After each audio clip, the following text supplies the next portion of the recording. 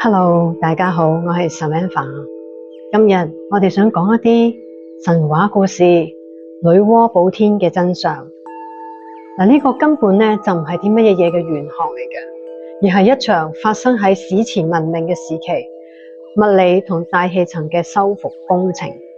好多人都會覺得呢個只不過係古代嘅人所編製出嚟嘅一啲故事啦。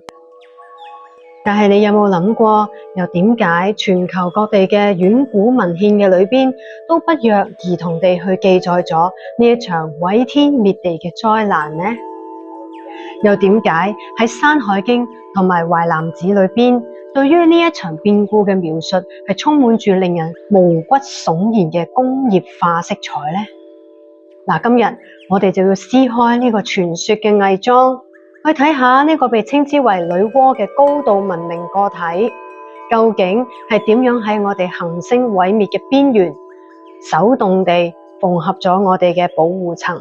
我哋就要從《淮南子·覽冥訓》裏邊幾句記載去講起。書裏邊寫：往古之時，四極廢，九州裂，天不兼覆，地不周載。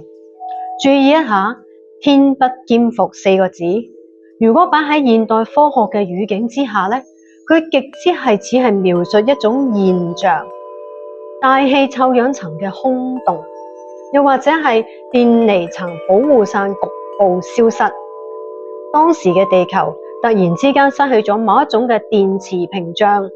然後緊接住所出現嘅就係火攬焰而不滅，水酷揚而不息。呢個根本就唔係普通嘅失火或者係大洪水，而係一個地磁極性劇變引發出嚟嘅全球性地殼運動。由於天空嘅呢一個物理漏洞嘅存在，外太空嘅高能粒子流同埋宇宙射線直接攻擊地表，導致到全球嘅氣溫瞬間失控，引發咗毀滅性嘅連鎖反應。就喺幸存者即將要滅絕嘅時候，女媧出現啦。古籍裏邊記載，女媧煉五石以補蒼天。大家靜心諗下，普通嘅石頭又點樣可以補天呢？氣態喎，又或者呢個可以叫做虛空嘅空間喎。但如果你將五色石將佢理解為係某一種納米級嘅複合材料，又或者係用嚟修復屏障嘅高能同位素，呢一切就可以解釋得通啦。喺遠古嘅嗰個維修現場裏邊，女媧並唔係喺度做緊佢嘅手工啊，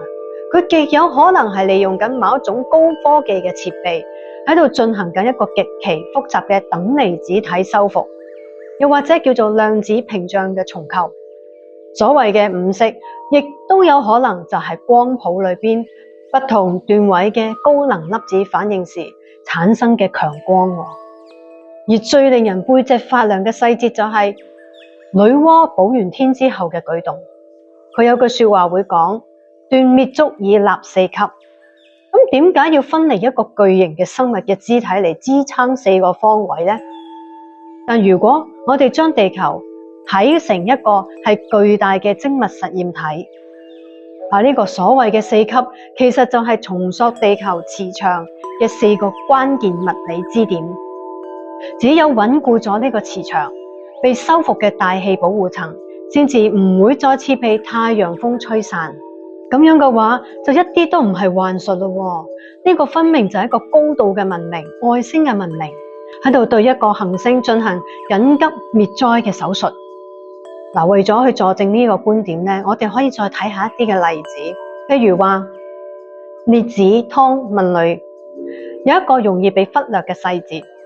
書本裏邊提到，修復工作完成之後，雖然災難係平息咗，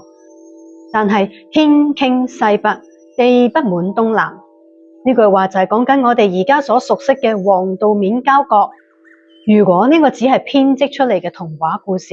咁古人又點解要專門地去加呢一句說話落去呢？有關於地球軸心偏移嘅描述呢？唯一能夠解釋就係話呢一場災害對於行星嘅軌道嘅衝擊實在太嚴重啦，係嚴重到即使係高位嘅文明出手，都冇辦法完全地將地球矯正返到去最初嘅軸線，只能夠喺修復完成之後留低一個物理性嘅傾斜後果。我哋如果去睇今日嘅日月星辰運行嘅規則，其實就係嗰場物理維修之後幸存嘅狀態。我哋要再講一個更加玄幻嘅故事，記載喺古籍嘅路史裏邊，有講女媧喺修復工程之前，曾經大地上邊佢驅趕一個叫做黑龍嘅未知存在，並用咗爐灰指住咗災損。咁喺呢一度嘅黑龍，其實就係指爬蟲人，佢所帶嚟嘅某一種墜入咗大氣嘅巨型飛行器殘骸。而女媧就同佢哋喺仙女星打到落嚟地球嘅故事，可能以後我哋先至再講啦。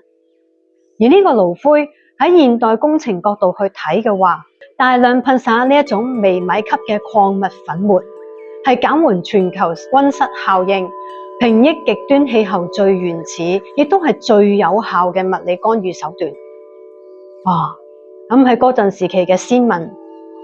望住呢個天空裏邊閃爍住五彩斑斕嘅電離子火花，睇住呢個巨大嘅高維身影，操作住佢哋冇辦法去理解嘅精密機械，只能夠用喺佢哋當時認知範圍嘅裏邊最能夠接近嘅詞彙，石頭啊、支柱啊、龍啊，嚟到去記錄呢一個行星級別嘅拯救行動。你以為就咁樣就完啦嗎？最細思極恐嘅係喺蘇美爾文獻、瑪雅遺跡嘅記載，都有類似管理員修補天空嘅記錄。咁點解全球嘅修理工形象高度重合？難道喺幾萬年前，地球曾經係有某個文明嘅觀測場？而當實驗體嘅外殼破碎時，佢哋就會派出好似女媧咁樣嘅首席工程師嚟到去進行緊急嘅維護呢？如果呢個諗法方向係成立嘅話，咁我哋而家嘅天空其實就係一層被修補過嘅並唔完美嘅人工屏障。而嗰啲被我哋視為係神蹟嘅往事，其實係上一次文明斷層嘅時候，我哋嘅先祖喺廢墟裏邊透過簡陋嘅防護裝置觀察到嘅最真實嘅、最冰冷嘅物理真相。所謂嘅補天，補嘅係命脈；所謂嘅五色石，重塑嘅係生態。我哋至今仍然係生活喺女媧留低嘅嗰一套防禦系統之下，但問題係任何嘅系統都係會有壽命嘅。如果有一日呢一層保護屏障再次出現裂痕，咁我哋仲能夠等到下一次營救嗎？又或者係話，我哋能唔能夠喺下一次嘅危機出現之前，進化到能夠自己煉石補天嘅高度呢？點解全球所有嘅古文明，從蘇美爾去到瑪雅，從古埃及嚟到我哋嘅秦朝，都係完整地記錄咗一場全球大洪水？而更加詭異嘅係，點解喺所有嘅記載之中，呢一場洪水都係喺同一個時間點，毫無徵兆咁樣突然爆發呢？呢個到底係大自然嘅憤怒，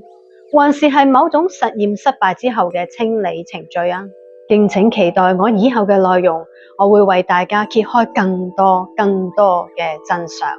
Namaste， 我係 Samantha。Thank you, thank you, thank you, thank you.